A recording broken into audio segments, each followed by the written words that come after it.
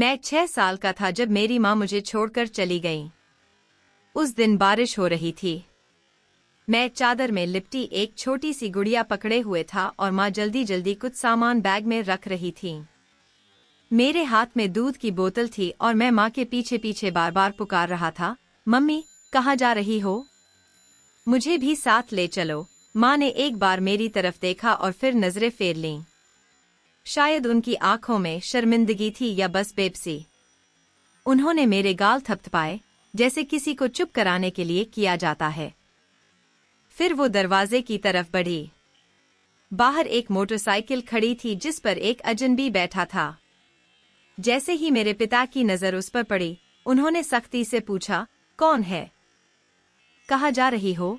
माँ ने बस इतना कहा कि मुझे अब ऐसी जिंदगी नहीं जीनी और इस बच्ची को पापा ने मेरी तरफ इशारा किया और कहा कि ये अब तुम्हारी है, इसका ख्याल रखना। माँ पलट गई और दरवाजा बंद हो गया और मेरे जीवन की पहली नींव उजड़ गई। उस दिन मुझे पता चला कि बिछड़ने की कोई आवाज नहीं होती, बस एक दरवाजा बंद होता है और सब कुछ शांत हो जाता है और बदल जाता है। अगले दिन पड़ोस की औरतें हमारे घर आईं और चुपके से बातें कर रही थी। एक ने कहा, अरे आजकल की औरतें वफादारी की प्रतिमूर्ति नहीं होती, और दूसरी ने कहा, वो अपनी बेटी को छोड़कर भाग गई। भगवान मुझे ऐसी औरत से बचाए। मैं एक कोने में बैठी अपनी गुड़िया को सहला रही थी। मुझे उस समय भागना शब्द का मतलब भी समझ नहीं आया था, लेकिन लोगों की नजरों में कुछ ऐसा था जो चुभता था, निर्दयी और कठोर। मेरे पापा ने उस दिन के बाद से मुझसे बात करना बहुत कम कर दिया। जब मैं उन्हें पापा कहती थी तो वो मुझे डांटते। अगले दिन वह मुझे एक छात्रावास में ले गए और मेरा दाखिला करा दिया। वहां पहुंचने के बाद प्रिंसिपल सर ने मुझे प्रोत्साहित किया और कहा कि कड़ी मेहनत करो और हर विषय में अच्छे अंक लाओ। मैंने मन ही मन सिर हिला दिया। पापा बिना कुछ कहे वहां से चले गए। अब हॉस्टल मेरा घर बन गया था।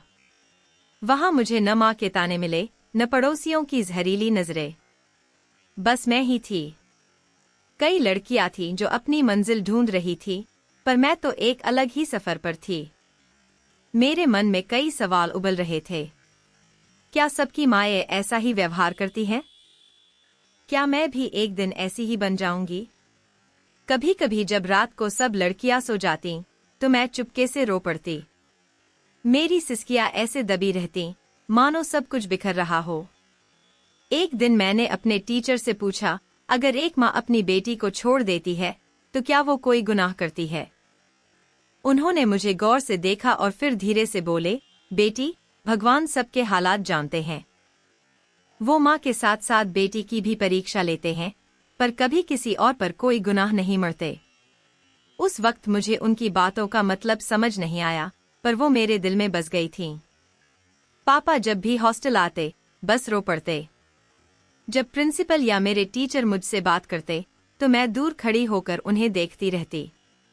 एक बार मैंने हिम्मत जुटाकर कहा, पापा क्या आप मुझे घर ले चलेंगे? उन्होंने मुझे ध्यान से देखा जैसे मुझ में कोई सवाल पूछने की हिम्मत ही नहीं है। तुम्हें अभी और पढ़ाई करनी है, इसलिए यहीं रहो। और फिर वे वहां से चले गए। उस रात मुझे लगा कि मेरी माँ मुझे शारीरिक रूप से छोड़ गई है और मेरे पिता मुझे भावनात्मक रूप से। मैं अब उन दोनों से बहुत दूर थी। दिन महीनों में बदल गए और महीने सालों में। मैं हमेशा अपनी पढ़ाई में व्यस्त रहती थी, लेकिन मेरे अंदर एक जगह खाली महसूस होती थी।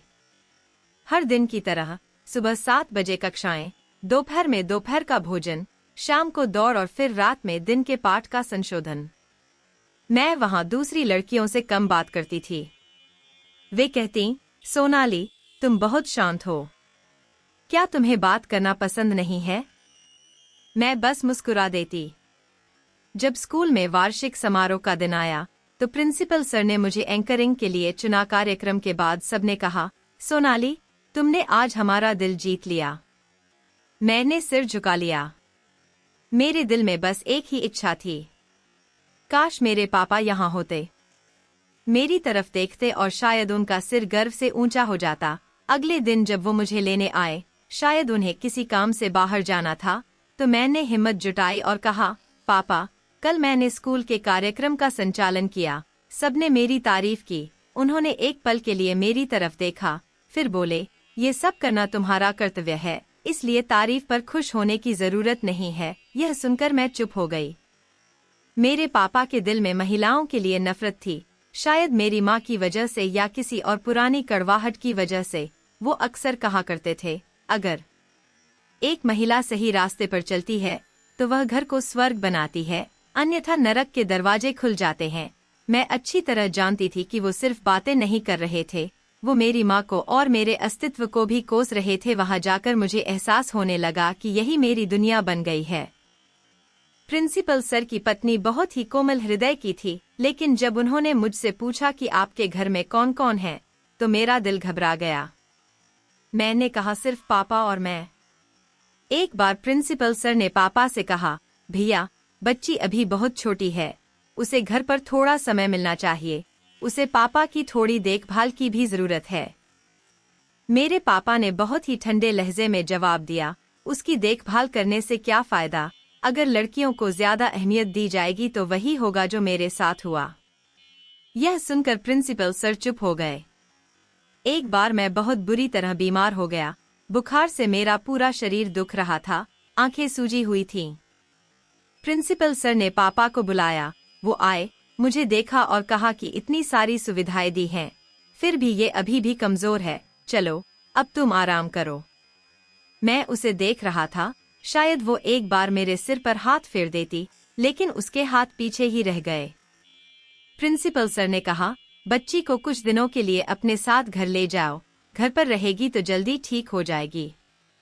मैंने कहा, घर में कौन है? मैं तो काम पर हूँ और एक अकेली लड़की को घर पर रखना आसान नहीं है। उस दिन पहली बार मुझे लगा कि मैं उनके लिए एक जिम्मेदारी से ज्यादा कुछ नहीं हूँ। हॉस्टल की छुट्टियां खत्म हुई तो बाकी लड़कियां अपने घर चली गई, लेकिन मैं वहीं रही। खाली कमरा खामोश था और मेरी आवाज बार बार ईश्वर से प्रार्थना कर रही थी। शायद ईश्वर से उनके लिए भीख मांग रही थी, क्योंकि वो दिल की बात जानता है।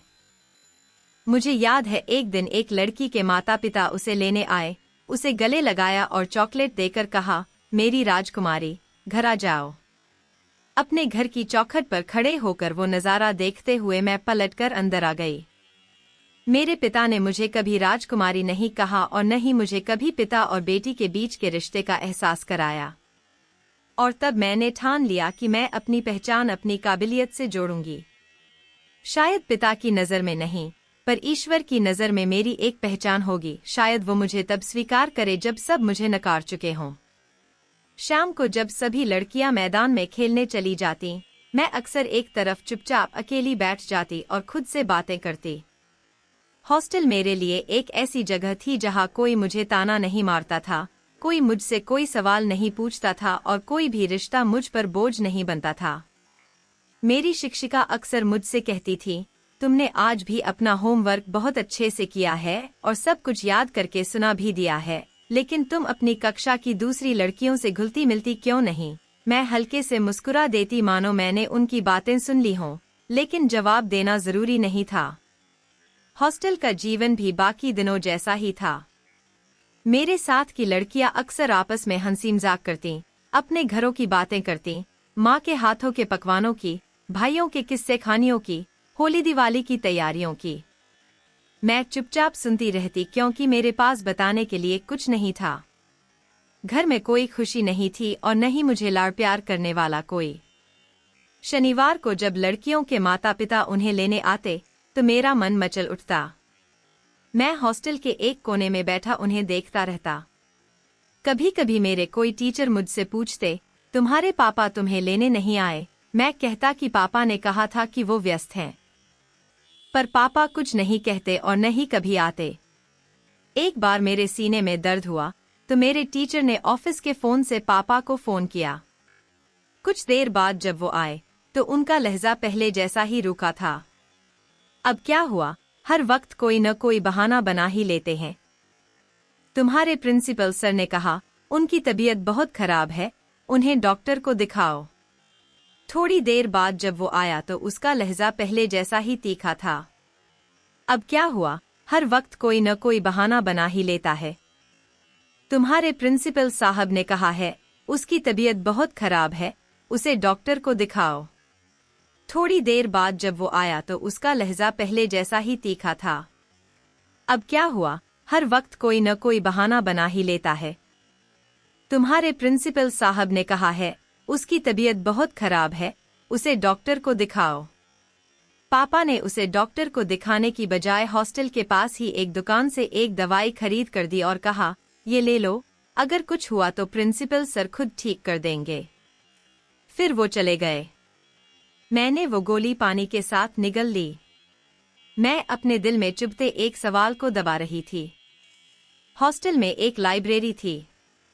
मैं धीरे धीरे वहां जाने लगी और उन किताबों में अपने सवालों के जवाब ढूंढने लगी। फिर मेरी उन किताबों से दोस्ती हो गई। मैं वहां न सिर्फ ज्ञानवर्धक किताबें पढ़ती थी, बल्कि अब मैं गीता और रामायण भी पढ़ने लगी थी, क्योंकि उससे मुझे बहुत शांति मिलती थी। एक दिन जब दोपहर में सभी लड़कियां खाना खा रही थी, मैं लाइब्रेरी में बैठकर गीता पढ़ रही थी। उसी वक्त मेरी इंग्लिश टीचर अनीता मैम मेरे पास आई। सोनाली, तुमने खाना नहीं खाया? हाँ, अभी खाने का मन नहीं था। बेटी, खाली पेट कोई कुछ नहीं सीख सकता। मैंने सिर हिलाया और चुपचाप उनके पीछे डाइनिंग एरिया में चली गई। हॉस्टल लाइफ में समय धीरे धीरे रेंगता था। कभी कभी कोई प्रोग्राम भी होता था या कोई कार्यक्रम होता तो थोड़ा मजा आता, लेकिन मुझे उन कार्यक्रमों में भी मन नहीं लगता था। मैं चुपचाप अपना काम करता और फिर अपने कमरे में लौट आता। कभी कभी हमें हॉस्टल से बाहर जाने की इजाजत होती थी। बाकी लड़कियां जूस, चिप्स या खिलौने खरीदती थीं। मैं हमेशा एक नोट लिखकर अनीता मैम से कहती थी कि मेरे लिए कोई अच्छी किताब खरीद दें। वो हैरानी से मुझसे पूछती थी, मुझे तो बस एक अच्छी किताब चाहिए। वो ऐसे सिर हिलाती मानो वो मेरी बात समझ गई हो। एक दिन हॉस्टल में एक नई लड़की आई। उसका नाम अनु था। वो बहुत बातूनी और जिंदादिल थी। वो हमेशा किसी को हंसाती रहती थी। एक दिन वो मेरे पास आई और बोली, सोनाली, तुम हमेशा इतनी गंभीर क्यों रहती हो?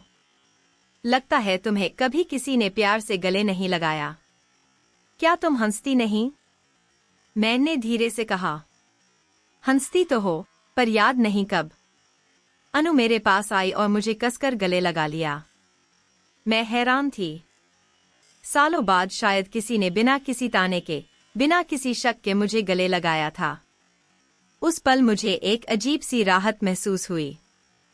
फिर धीरे धीरे साल बीतते गए।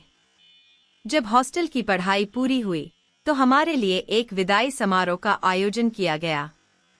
मेरे प्रिंसिपल सर ने मुझे अपने हाथों से एक मेडल पहनाया जिस पर मेरी रैंक प्रथम लिखी थी। बचपन से ही मेरे दिल में एक अजीब सी राहत थी। अब तक के सारे दिन और रात ठीक थे और सारी खामोशियां एक पल में थम सी गईं। अनीता मैम ने कहा, सोनाली, अब तुम्हारी अगली मंजिल तुम्हारा घर है। वहां जाकर भी अपनी काबिलियत और समझ को हमेशा अपने पास रखना। मैंने उनकी बात पर सिर हिलाया, लेकिन अंदर कुछ खालीपन था। पापा आए, लेकिन इस बार वो कुछ अलग से लग रहे थे। शायद वो खुश थे या लोगों के सामने गर्व महसूस कर रहे थे। मेरे गले में मेडल देखकर उन्होंने कहा, चलो अब तुम घर आ जाओ। रास्ते में वो ज्यादा बात नहीं कर रहे थे। मैंने कार की खिड़की से झांकते हुए सोचा, क्या ये घर सच में मेरा है? क्या ये भी कोई नया इम्तिहान है जो पहले हॉस्टल में होता था? घर पहुंचकर एहसास हुआ कि ये वही पुरानी बेजान दीवारें हैं, वही फर्नीचर, लेकिन सब कुछ बेजान सा लग रहा था। पापा ने मुझसे कहा, ये तुम्हारा कमरा है, अब तुम यहीं रहो और सुबह उठकर रोज पूजा पाठ करना। मैंने देखा, कमरा साफ था लेकिन खाली दीवारों पर कुछ नहीं था, बस एक कालीन, एक पंखा और एक तरफ एक छोटा सा मंदिर। कुछ दिन ऐसे ही बीते जैसे सब कुछ ठीक चल रहा हो। मैं पापा के घर के कामों में उनकी मदद करती थी। एक दिन जब मैंने उनके कपड़े प्रेस किए तो उन्होंने कहा, तुमने बहुत अच्छे से साफ किए हैं। मैंने कुछ चीजें सीख ली हैं, कुछ समझने लगी हूँ। मुझे लगा कि शायद पापा बदल गए हैं, लेकिन मेरी खुशी जल्द ही काफूर हो गई। एक दिन पापा ने कहा, सोनाली, मैं तुमसे कुछ बात करना चाहता हूँ। मैं चुपचाप सुनने लगी। मुझे सऊदी अरब जाना है और फ्लाइट अगले महीने है। मैंने हैरानी से उनसे पूछा, तो फिर सोच रहा हूँ तुम्हें चाचा के घर भेज दूँ। वो अपने परिवार का बहुत ख्याल रखते हैं। शायद वहां तुम्हें थोड़ी शांति मिले। मैंने नजरें नीची कर लीं। फिर हिम्मत जुटाकर मैंने कहा, पापा, मैं यहीं रहूंगी, अकेली रहूंगी, पर आपके सिवा किसी और की दया पर नहीं रहना चाहती। उन्होंने मुझे बहुत सख्ती से देखा। किसी लड़की को अकेला छोड़ना ठीक नहीं है। वैसे भी मोहल्ले में तुम्हारे बारे में बहुत कुछ कहा जा चुका है, तुम समझते ही नहीं। फिर अगले दिन वो मुझे अंकल के घर ले गया। आंटी ने दरवाजा खोला। उनके चेहरे पर नापसंदगी साफ दिख रही थी। भाई साहब, आप यहाँ ठीक तो हैं? सोनाली, मुझे तुम्हें कुछ देर यहीं रखना है। आंटी तुरंत बोली, नहीं भैया, मैं ऐसा नहीं कर सकती। मैं खुद अपने बच्चों और घर के कामों में व्यस्त रहती हूँ। और फिर आप जानते ही हैं कि लोग क्या करते हैं। वो कहते हैं कि पापा परेशान होने लगे। क्या मतलब है आपका? आंटी ने तुरंत कहा। अरे, जिसकी माँ भाग गई हो उस पर हम कैसे भरोसा कर सकते हैं? हमारे भी तो अपने बच्चे हैं। कल को कुछ हो गया तो कौन जवाब देगा?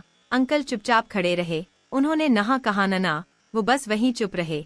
फिर पापा ने कुछ नहीं कहा, बस रास्ते में गाड़ी रोकी और बोले, ये सब तुम्हारी माँ की वजह से है। आज मुझे तुम्हारी वजह से इनकार सुनने को मिल रहा है। तुमने मुझे शर्मिंदा कर दिया है। मैं चुप रहा। अगर मैं कुछ कहता तो शायद मुझे और भी बहुत कुछ सुनना पड़ता। अगले दिन पापा ने अपनी बहन से फोन पर बात की, वही बहन जो मेरा सिर सहलाती थी। अगर तुम सोनाली को कुछ देर के लिए अपने घर पर रख सको। फोन रखते ही पापा बोले, अब तुम अपनी आंटी के घर जाओगे और वहां पहुंचकर तुम्हें अपना मुंह बंद रखना है। वहां कोई तुम्हारी चापलूसी नहीं करेगा। मैंने कपड़े समेटे और अगली सुबह हम आंटी के घर पहुंचे। आंटी ने दरवाजा खोला। चेहरे पर हल्की सी मुस्कान थी उसका चेहरा, लेकिन आंखों में एक सवाल था। बस कुछ ही दिनों की बात है, पापा बोले।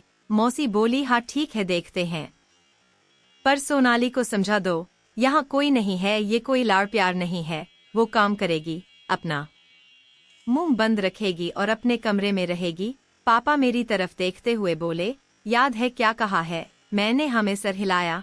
जैसे ही मैं घर में दाखिल हुई, एक ठंडी हवा मेरे चेहरे पर लगी, जैसे मैं कोई नया एग्जाम देने आई हूँ। मुझे जो कमरा दिया गया था वो बहुत साधारण था। वहाँ एक सिंगल बेड, एक पुराना पर्दा और एक दराज थी। पापा अगले दिन चले गए। जाते हुए उन्होंने न तो मेरे सिर पर हाथ रखा और न ही मुझसे बात की। मौसी के घर सुबह सुबह मेरी आंख खुल गई। नहा धोकर मैं ईश्वर के सामने बैठ गया और प्रार्थना करने लगा, हे ईश्वर, मैं जहाँ भी रहूं, मुझे कभी अकेला मत छोड़ना। पर मुझे पता था कि इस प्रार्थना का असर सिर्फ मेरे मौन में ही था, क्योंकि मेरी परीक्षाएं शुरू हो चुकी थीं। मौसी के घर का माहौल नियम कायदों से बंधा तो था, पर साथ ही उसमें एक अजीब सा बोझ भी था। मुझे कमरा तो दिया गया था, पर कोई अधिकार कभी नहीं दिए गए थे। सुबह सब देर तक सोते रहते थे, पर मैं सुबह जल्दी उठती, नहाती, पूजा करती और फिर सबके लिए नाश्ता बनाने लगती। मौसी का अंदाज बिल्कुल वैसा ही था जैसे उन्होंने पहले दिन ही साफ कर दिया था कि यहाँ कोई लाड़ प्यार नहीं है और न ही मैं कोई मेहमान हूँ। मैं तो एक फर्ज हूँ जिसे निभाना ही है। मौसी का एक बेटा अतुल तो पूरा दिन घर पर ही रहता था। ना कोई ऑफिस का काम करता, ना ही पढ़ाई करता, बस मोबाइल पर तेज आवाज में गाने सुनता और लोगों को अजीब निगाहों से देखता रहता। घूरना। शुरुआत में तो वो मुझसे दूर ही रहता था, लेकिन कुछ देर बाद उसकी निगाहें मेरे इर्द गिर्द घूमने लगीं। मैं जहां भी जाती ऐसा लगता जैसे वो मुझे घूर रहा हो। किचन में काम करते हुए मैं अक्सर पीछे मुड़कर देखती।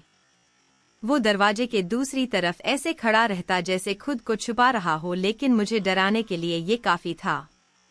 एक दिन मैंने हिम्मत जुटाई और कहा, बुआ जी, अगर अतुल को मुझसे कुछ कहना है तो उसे सामने आकर कहना चाहिए, ऐसे नहीं। ये सब अच्छा नहीं लगता। आपने क्या कहा? बुआ ने कहा कि वो मेरा बेटा है। तुम कौन होते हो उसके बारे में कुछ कहने वाले? अपने काम से काम रखो। मैंने अपनी जुबान बंद कर ली। कमरे से बाहर आकर मैं नजरें झुकाकर चलने लगी। मैं किचन में खड़ी होकर बुआ के साथ सब्जी काटती, बर्तन धोती, फर्श साफ करती, लेकिन मेरे दिल में एक अजीब सा डर बैठ गया था। अतुल दिन ब दिन निडर होता जा रहा था। जब मैं कपड़े टांगने जाती तो वो अपने कमरे की खिड़की से मुझे देखता रहता। मेरा दुपट्टा बार बार खिसक जाता। मैं उसे ठीक कर लेती, पर वो अपनी हरकतें बंद नहीं करता था। एक दिन मैंने उसे सीढ़ियों के नीचे मेरे दरवाजे के बिल्कुल पास खड़ा देखा। मैं पीछे हटी और पूछा, तुम यहाँ क्यों खड़े हो? उसने जोर से कहा। हंसा संयोग से गुजर रही थी। हाँ, तुम्हें आदत है इन सब की। शायद वो हंस कर चला गया। मैंने दरवाजा बंद करके ताला लगा दिया। दिल बेचैन था, पर किसी से कुछ कह पाना संभव नहीं था। एक दिन की बात है, जब मैं आंगन में झाड़ू लगा रही थी। चाची रसोई में थी और अतुल आंगन की सीढ़ियों पर झुककर मुझे घूर रहा था। तुम तो बस हर समय पूजा पाठ करती रहती हो, इसके अलावा कुछ और भी करती हो क्या? उसकी बातों का मतलब मेरी समझ से परे था। मैं चुप रही। मेरे कदम तेज हो गए। मेरे हाथ में झाड़ू भी तेजी से चलने लगी और दिल की धड़कन भी। जैसे ही चाची रसोई से बाहर आई, अतुल ने तुरंत अपनी नजरें दूसरी तरफ घुमा लीं। सोनाली, झाड़ू सीधा लगाओ। ये क्या तरीका है? हाँ चाची, रात को मैंने दरवाजा अंदर से बंद किया था और पहली बार रात के उस वक्त मुझे एक अजीब सा डर लग रहा था, इसीलिए मैं बार बार भगवान का नाम ले रही थी। मैं कोई निर्दयी इंसान नहीं थी, पर मुझ पर अत्याचार बढ़ता जा रहा था। मैं एक बार फिर चाची के पास गई। अगर अतुल गानों की आवाज कम कर दे थोड़ा सा, तो पूजा करना थोड़ा आसान हो जाएगा। मौसी ने तुरंत हाथ मिलाया और बोली, इस घर का बेटा है, जो दिल करेगा वही करेगा। अब तुम्हें अपना तरीका बदल लेना चाहिए। कमरे के बाहर कदमों की आहट भी रोज की बात हो गई थी। कभी रात को कोई मेरे दरवाजे के बाहर पंजों के बल खड़ा होकर रुक जाता, सांसों की आवाज सुनाई देती, फिर धीरे से चला जाता। अतुल ने अपनी उपस्थिति का एहसास कराना शुरू कर दिया था। जब भी वो मुझे बर्तन धोते देखता, कुछ न कुछ कहता और पास से गुजर जाता, कितना काम करोगी सोनाली, थोड़ा आराम कर लो, कभी कभी हम भी होते हैं। मैं तुम्हारी मदद का जवाब नहीं देती। मेरी खामोशी ही मेरी ढाल थी। दोपहर का समय था। मैं आंगन में झाड़ू लगा रही थी। अतुल टीवी वाले कमरे से बाहर आया और मेरे बिल्कुल पास आया और बोला, एक बात कहूँ सोनाली, तुम जितनी खामोश रहती हो उतना ही खतरनाक तुम्हारी खामोशी बहुत कुछ कहती है। मैंने झाड़ू नीचे रख दी और तुरंत अंदर जाने लगी, तभी उसने मेरा रास्ता रोक लिया। तुम्हें ऐसे जाने की इजाजत नहीं है, कुछ तो बोलो कम से कम। उसी वक्त मौसी अंदर से बाहर आ गई। वो रुकी नहीं, बस दूर से बोली, सोनाली, पानी का जग कमरे में रखना और उसके साथ एक गिलास रखना मत भूलना। मैंने जल्दी से अपना रास्ता बदल लिया और रसोई की ओर चला गया। मेरे अंदर कुछ टूट गया। मैं यह कह रहा था, लेकिन मेरी जुबान बंद थी। अगली सुबह मैंने मौसी से बात करने का फैसला किया। दोपहर में जब वो सोफे पर बैठी टीवी देख रही थी, मैं उनके पास गया। मौसी, मुझे आपसे कुछ कहना है, उन्होंने रिमोट रखते हुए कहा। हाँ, बताओ। अतुल, वो मुझे अजीब नजरों से देखता है और ऐसी बातें करता है जो अच्छी नहीं लगती। मैं बहुत डर गया। उनका चेहरा तुरंत बदल गया। क्या कह रहे हो? मुझे किस बात का इल्जाम लगा रही हो? मैं अपने बेटे को नहीं लगा रही। उसने बस इतना कहा था कि उसने तुरंत मेरी बात काट दी। बहुत हो गया ना? तुम वही हो जिसकी माँ घर से भाग गई थी। जैसी माँ वैसी बेटी। अब वो मेरे बेटे को भी बदनाम करेगी। मेरे पैर कांपने लगे। मैंने उससे प्रार्थना की, ऐसा कुछ नहीं है, बस तुम रुक जाओ। मेरे बेटे पर उंगली उठाने से पहले अपने अंदर झांक कर देख। तेरी माँ ने जो किया वो तेरे लिए जिंदगी भर का दाग बन गया है। मैं चुपचाप पलट गई। लगा जैसे धरती फट जाए और मैं उसमें समा जाऊं। मेरे शब्द मेरे ही खिलाफ गवाही बन गए थे। उस दिन के बाद से अतुल के तेवर और भी बेबाक हो गए थे। वो बार बार मेरे कमरे के आसपास मंडराने लगा। कभी दरवाजा धकेलता तो कभी मुझे रास्ते में रोक लेता। एक बार जब मैं आंगन में कपड़े सुखा रही थी तो वो पीछे से आया और बोला, आंटी से शिकायत करके तुम्हें क्या मिला? अब चुप रहना ही बेहतर है, वरना। मैंने जल्दी से सारे कपड़े समेटे और अंदर आ गई। उस रात मेरी नींद गायब थी। दिल में डर था, दिमाग में सवाल और रूह पर बोझ। सुबह जब मैं भगवान के सामने बैठा तो आंखों से आंसू बहने लगे। कई शब्द दिखाई दे रहे थे, पर कहीं खो गए थे।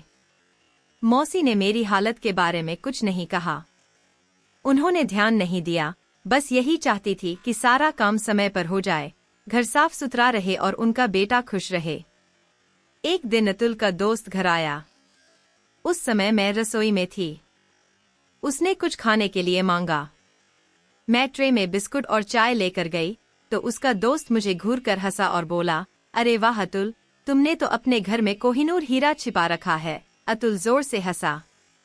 ये सब देखने के लिए है, इस्तेमाल करने के लिए नहीं। मुझे लगा जैसे मेरे कानों में झर घुल गया हो। मैंने तुरंत ट्रे रख दी और वापस आ गई।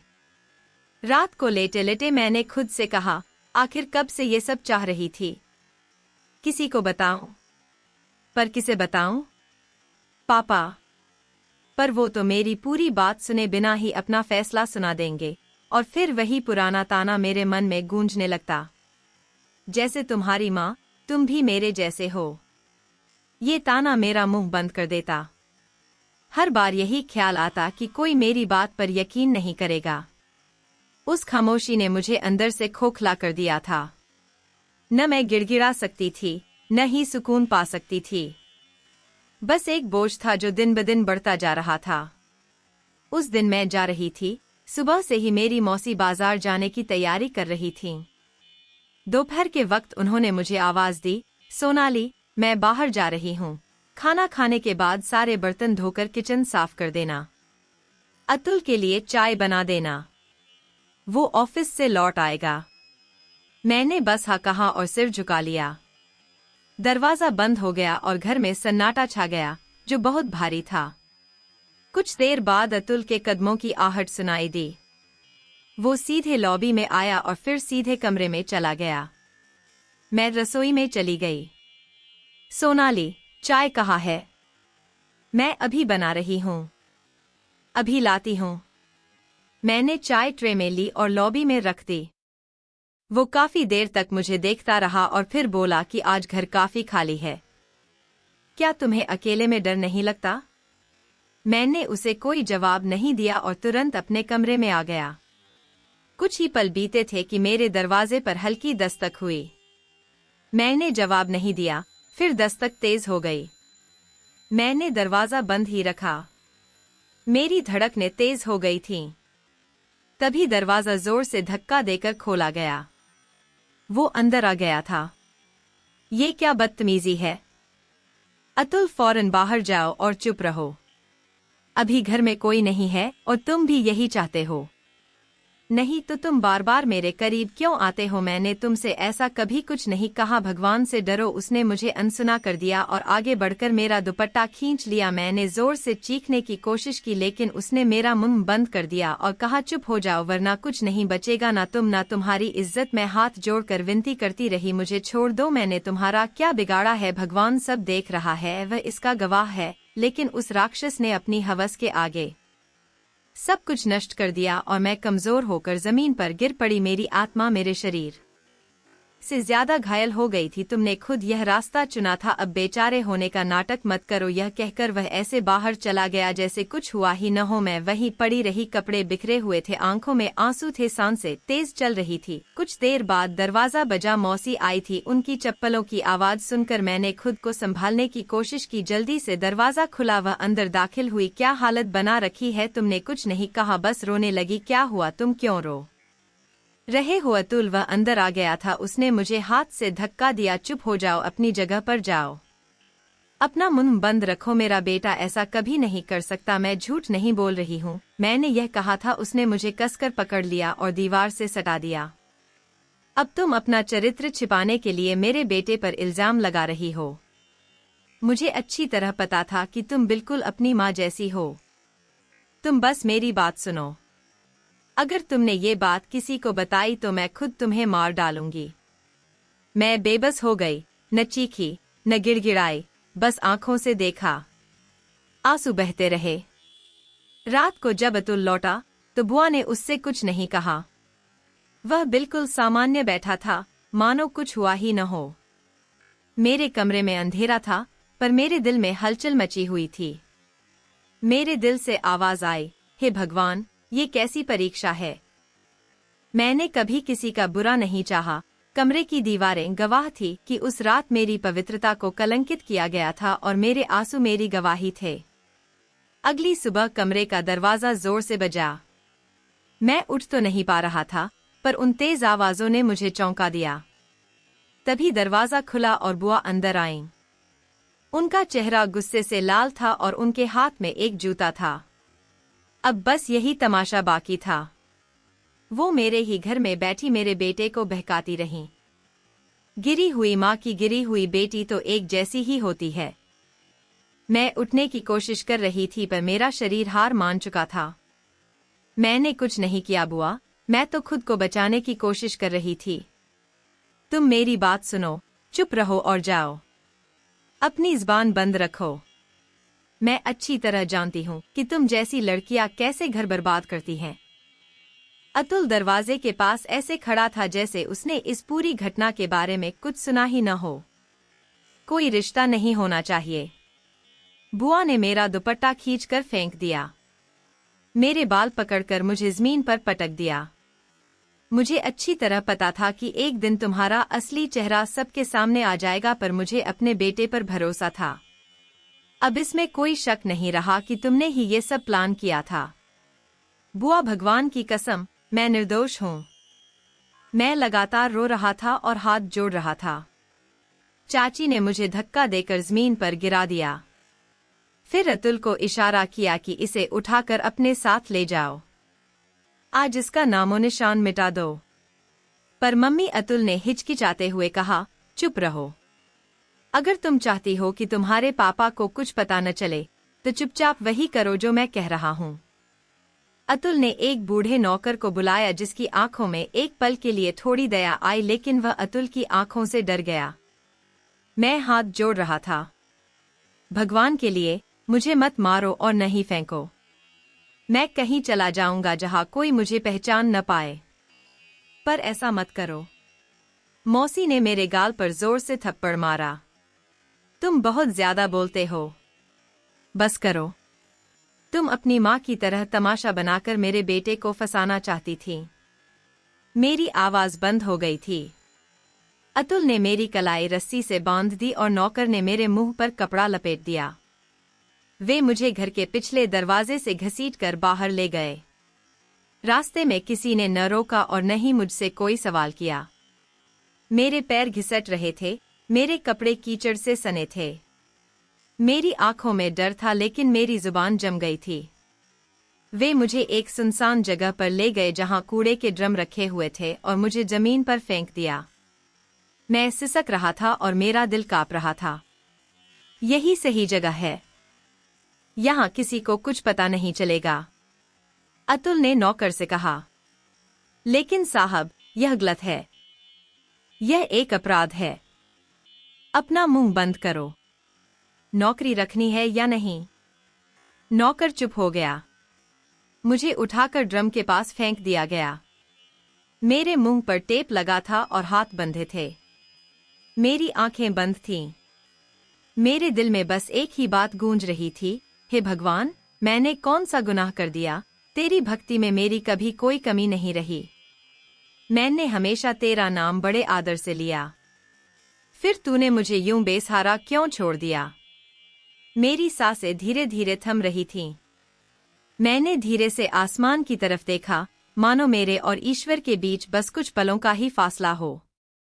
फिर मानो कुछ हुआ, हर आवाज, हर शिकायत, हर शब्द, सब कुछ सन्नाटे में बदल गया। मेरे लिए तो वक्त वहीं थम सा गया था। मेरा शरीर बेजान था, पर दिल अब भी सवाल पूछ रहा था। शायद ये वही शिकायत थी जो खामोशी में सुनाई देती है। कमरे की छत थोड़ी धुंधली सी लग रही थी। जब मैंने आंखें खोली तो मुझे सांस लेने में तकलीफ हो रही थी, लेकिन शरीर में हल्की सी हलचल हो रही थी। मन में बस एक ही सवाल चल रहा था, क्या मैं अभी जिंदा हूँ? मैंने गर्दन घुमाई तो वही कमरा, वही आंटी, वही घर देखा। मैं हैरान थी, ये कैसे हो सकता है? दरवाजा खुला। मैंने एक अजीब लेकिन सख्त आवाज सुनी। सोनाली, तुम्हें होश आ गया है। एक जवान लेकिन साफ चेहरे वाला लड़का मेरे सामने था। आंटी उसके पीछे खड़ी थी, लेकिन उनके चेहरे पर सख्ती, गर्व या नफरत नहीं बल्कि खामोशी और बेचैनी थी। तुम मुझे नहीं जानते।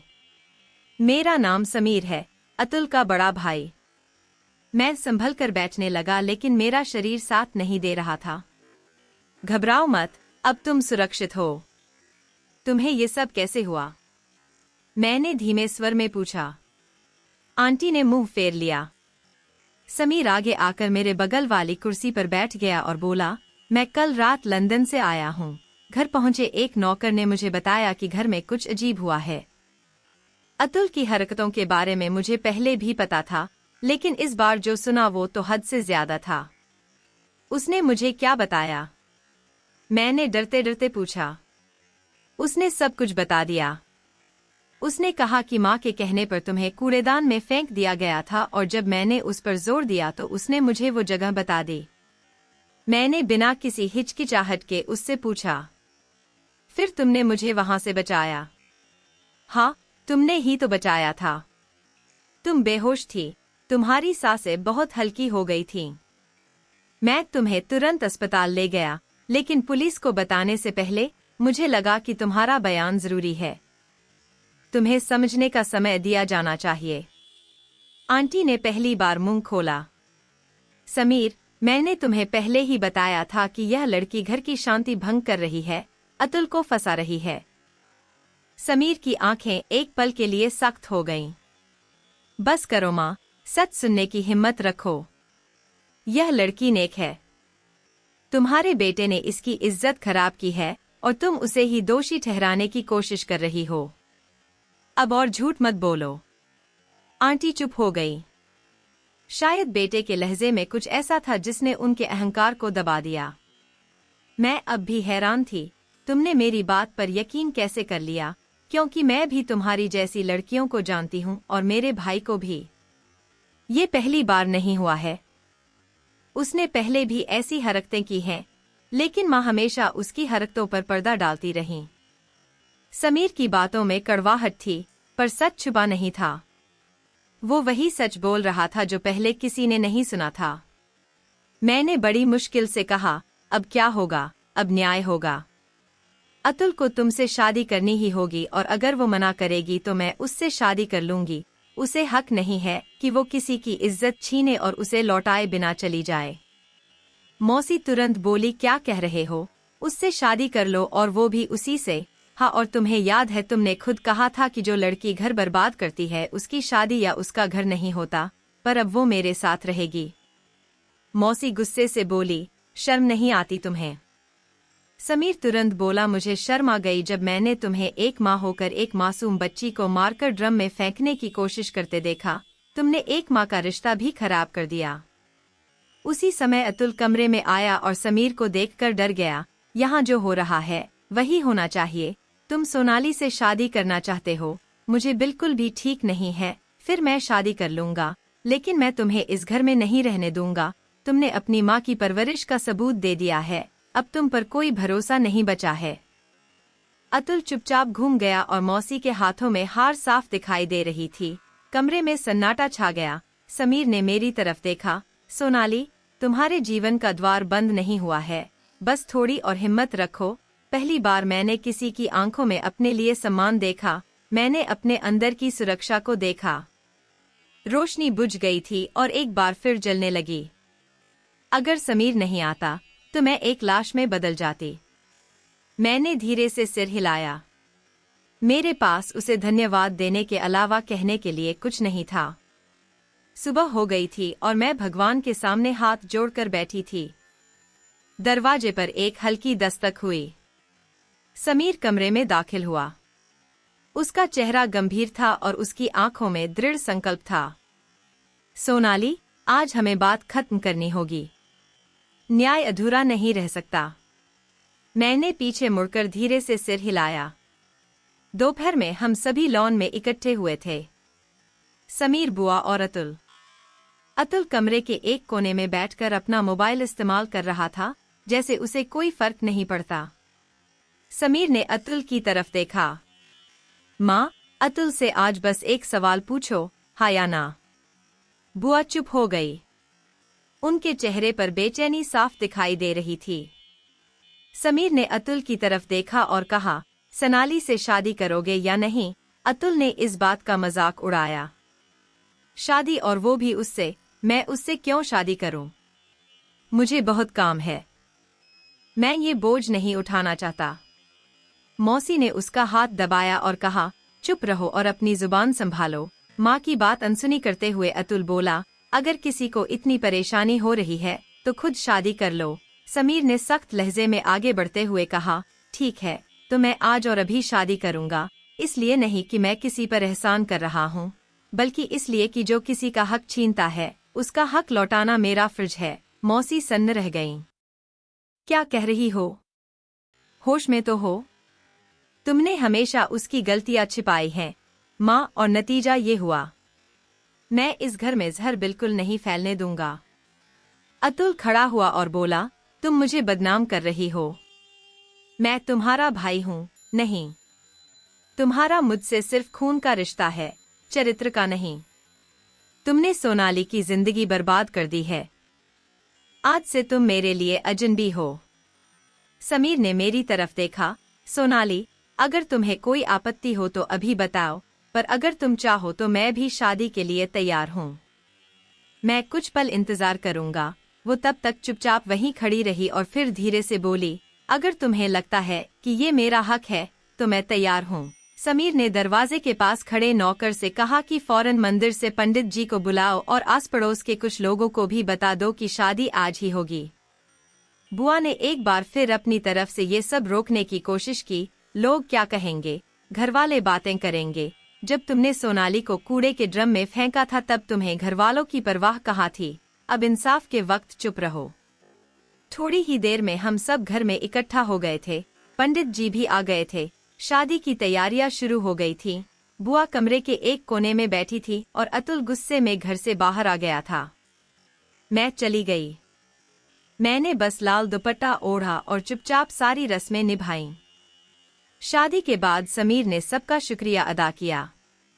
पंडित जी ने समीर से कहा कि बेटा, शादी एक ऐसा बंधन है जिसे पूरी सच्चाई और ईमानदारी से निभाना होता है। समीर तुरंत बोला, पंडित जी, मैं न सिर्फ अपनी पत्नी का सम्मान करूंगा बल्कि उसके हर जख्म पर मरहम भी लगाऊंगा। सफेद जुबान खामोश थी।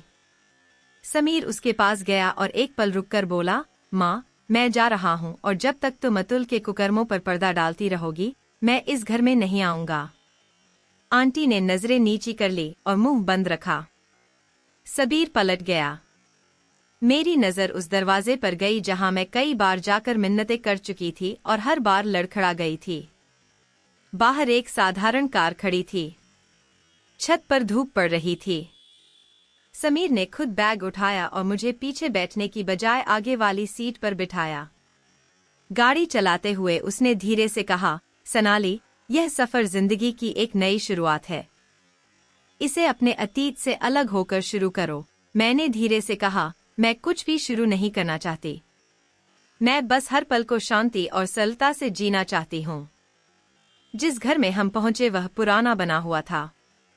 एक छोटा सा लॉन, रसोई और 2 कमरों के साथ एक खिड़की। बाहर एक आम का पेड़ ऐसे खड़ा था जैसे बरसों से किसी के आने का इंतजार कर रहा हो। समीर ने दरवाजा खोला। यह हमारा नया घर है। मैं यहाँ पहले कभी किसी को नहीं लाई। जब मैं अंदर दाखिल हुई तो मेरे दिल में शांति की लहर उठी। घर छोटा था लेकिन साफ और पूरा था। समीर ने मुझे एक कमरा दिखाया और कहा, यह आपका कमरा है। आप चाहें तो इसे अपने अंदाज में सजा सकती हैं। मैंने धीरे से कहा, यह पहला कमरा है जो किसी ने अपनी इच्छा से मुझे दिया है। आपका बहुत बहुत धन्यवाद। जब शाम हुई तो समीर चाय बनाने के लिए रसोई में चले गए। मैं प्रार्थना करने बैठ गई और दिल से भगवान का शुक्रिया अदा किया। समीर रसोई से बाहर आया। उसके हाथ में 2 कप थे। उसने एक मुझे दिया और दूसरा सोनाली के साथ बैठ गया। मैं तुमसे वादा करती हूँ कि मैं तुम्हें कभी दोष नहीं दूंगी या ताना नहीं मारूंगी। मैंने चाय की चुस्की ली और कहा, अब मुझे शब्दों से डर लगता है लेकिन तुम्हारे लहजे से नहीं। कुछ देर तक सन्नाटा छा गया। समीर ने कहा। मैं एक पुराना लिफाफा निकाला। यह तुम्हारा हॉस्टल सर्टिफिकेट है जो तुम्हारे पापा ने मुझे भेजा है। उन्होंने इसे हॉस्टल से लिया था। मैंने वह लिफाफा हाथ में लिया। उस कागज पर मेरा नाम साफ लिखा था। सालों बाद अपना नाम पढ़कर मेरी आंखों में आंसू आ गए। समीर ने कहा, तुम्हारे पापा कहते हैं कि उन्हें अफसोस है कि उन्होंने तुम्हें तुम्हारी मौसी के घर भेज दिया। मैंने सिर झुकाकर कहा, भगवान सबको अपनी गलतियों का एहसास दिलाए। समीर ने कहा, वो तुमसे बात करना चाहता है। पर मैंने कहा, अभी नहीं, थोड़ा और वक्त दो। मैंने सिर हिला दिया। अगले दिन समीर ने किचन की अलमारी व्यवस्थित की। मैंने पूछा, यहाँ कुछ बचा था क्या? उसने कहा, नहीं, तुम जो चाहो बना लो। मैंने सारा सामान व्यवस्थित कर दिया। जिंदगी में मुझे कभी छोटे छोटे पल नसीब नहीं हुए थे। शाम को समीर ने कहा, मैं चाहता हूँ कि तुम अपनी पढ़ाई जारी रखो। आप चाहे तो ऑनलाइन क्लास भी ले सकते हैं या किसी स्कूल में पढ़ा भी सकते हैं। मैंने पूछा, क्या तुम्हें लगता है कि मैं सब कुछ फिर से शुरू कर सकती हूँ? नहीं। उन्होंने कहा, मुझे पूरा यकीन है कि हाँ, तुम कर सकती हो। तुम कर सकती हो। और सोनाली, तुम सिर्फ जीने के लिए नहीं, बल्कि दूसरों को भी नई दिशा दिखाने के लिए पैदा हुई हो। मैं रात को बिस्तर पर लेटी छत को देख रही थी। आंखों में भले ही कोई नई रोशनी न आई हो, पर दिल को सुकून था, मानो जिंदगी की पूरी दिशा ही बदल गई हो। और अब जो मेरे साथ था वो सिर्फ मेरा ही नहीं, मेरा सहारा भी था। घड़ी की सुइयां धीरे धीरे शाम की ओर बढ़ रही थी और समय बीत चुका था। मेरा छोटा बेटा आंगन में साइकिल चला रहा था और बड़ी बेटी खिड़की के पास बैठकर अपना होमवर्क कर रही थी। मैं दरवाजे के पास चाय का कप लिए बैठी सोच रही थी कि वक्त कितना बदल गया है, पर कुछ पल, कुछ बातें, कुछ एहसास कभी नहीं बदलते। समीर आज भी वही है, एक बेहतरीन पति, बच्चों की जिम्मेदारी उठाने वाला पिता। शादी के बाद उसने कभी कोई सवाल या शिकायत नहीं की, बस सहारा दिया, सुरक्षा दी और एक नई पहचान दी। हम इंग्लैंड शिफ्ट हो गए थे। यहाँ जिंदगी बहुत अच्छी थी, माहौल साफ सुथरा था, सब कुछ नया था, पर यादें अब भी वही थीं। जब भी मैं किसी कोने में बैठती तो अक्सर अतीत की यादें मेरे दिल पर दस्तक देतीं। समीर कभी कभी कहता, सोनाली तुम बहुत मजबूत हो, पर तुम्हें मजबूत होने में कोई दिलचस्पी नहीं थी। परिस्थितियों ने तुम्हें ऐसा बना दिया है। जिस व्यक्ति के साथ ईश्वर है, परिस्थितियां भी उसे तोड़ नहीं सकती, वे केवल उसका साहस बढ़ाती हैं। हमारी जिंदगी में एक नया मोड़ तब आया जब एक दिन समीर ने मेरे सामने एक अखबार की रिपोर्ट रखी। अतुल को एक लड़की की जिंदगी बर्बाद करने के इल्जाम में लंदन में गिरफ्तार कर लिया गया है। उसे 5 साल की सजा हुई है। उसे 1 साल की सजा सुनाई गई है। मैंने खबर पढ़ी, चुपचाप देखा और अखबार वापस रख दिया। समीर ने धीरे से कहा, मुझे अफसोस है कि वो सुधर नहीं सका। मैंने कहा, जिस दिल में पश्चाताप नहीं, वहाँ सलाह के लिए कोई जगह नहीं होती। कुछ महीनों बाद मुझे खबर मिली कि मेरी बुआ को लकवा मार गया है। अब वो बस बिस्तर पर पड़ी रहती। समीर ने अपनी जिम्मेदारी निभाते हुए उनकी देखभाल के लिए एक नर्स रखी। कभी कभी वो खुद उनसे मिलने जाते, लेकिन मुझे कभी साथ चलने के लिए नहीं कहते। कहते कि तुम्हारी मौजूदगी उनके लिए सजा और तुम्हारे लिए जख्मों की नुमाइश होगी। ये घर तुम्हारा है, उनका नहीं। मैंने चुपचाप ये फैसला स्वीकार कर लिया। समीर के घर में खुशियां थीं, बच्चों की किलकारियां थीं, छोटे छोटे सपने थे। मैंने पढ़ाई के साथ साथ बच्चों को अच्छी शिक्षा भी देनी शुरू कर दी। वहां मैंने एक स्कूल में छोटे बच्चों को पढ़ाना शुरू किया। कभी कभी मुझे बच्चों की आंखों में अपना बचपन दिखाई देता। मैं उनकी खामोशी पहचानने लगी। एक बार एक बच्चे ने मुझसे पूछा, मैडम, अगर कोई हमें बुरा कहे तो क्या हमें भी उसे बुरा जवाब देना चाहिए? मैंने बस इतना कहा, नहीं बेटा, तुम तो बस भगवान हो, पर विश्वास रखो, जो तुम्हें झुकाना चाहते हैं वो एक दिन खुद झुक जाएंगे। कभी कभी रात के सन्नाटे में जब सब सो रहे होते हैं, मैं कमरे में अकेली बैठकर अपने ईश्वर को याद करती हूँ और मन ही मन कहती हूँ, हे ईश्वर, आपने मुझे बहुत कुछ दिया, एक अच्छा पति, सम्मान, पर कुछ जख्म ऐसे हैं जो आपके सिवा किसी को नहीं पता। मैंने अपनी बेटी का नाम मीरा रखा। समीर ने मुझसे पूछा कि तुम्हें ये नाम इतना पसंद क्यों है। मैंने कहा मीरा ने पूरी दुनिया के अपमान सहे, इल्जाम सहे, पर उसने हमेशा अपने कृष्ण पर भरोसा रखा और फिर कृष्ण ने उसे सम्मान दिया। मैं चाहती हूँ कि मेरी बेटी वो नाम बने जिस पर दुनिया को गर्व हो। मेरे जीवन का सफर अब पूरा हो चुका था। मैं अब एक अच्छी माँ, एक अच्छी पत्नी और एक अच्छी शिक्षिका थी, पर कहीं अंदर ही अंदर एक गहरा कोना था जहाँ जख्म अब भी मौजूद थे। कभी कभी जब समीर रात में मेरे पास बैठते तो मेरा हाथ पकड़कर पूछते, क्या तुम्हें कुछ याद है?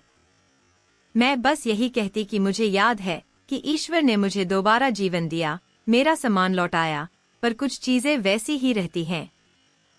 सब्र की गहराइयों में दबे समीर ने मेरी जिंदगी खुशियों से भर दी थी और अब मुझे सुकून है कि भगवान ने मेरे इस सफर को सम्मान और गर्व से भर दिया है। बस कुछ जख्म हैं जो शायद हमेशा ताजा रहेंगे। तो दोस्तों, अगर आपको हमारी कहानी पसंद आई हो तो हमें कमेंट करके जरूर बताएं। वीडियो को लाइक करें और ज्यादा से ज्यादा शेयर करें। अगर आप चैनल पर नए हैं तो सब्सक्राइब जरूर करें और नोटिफिकेशन बेल जरूर दबाएं ताकि अगला अपडेट आपको सबसे पहले मिले। धन्यवाद।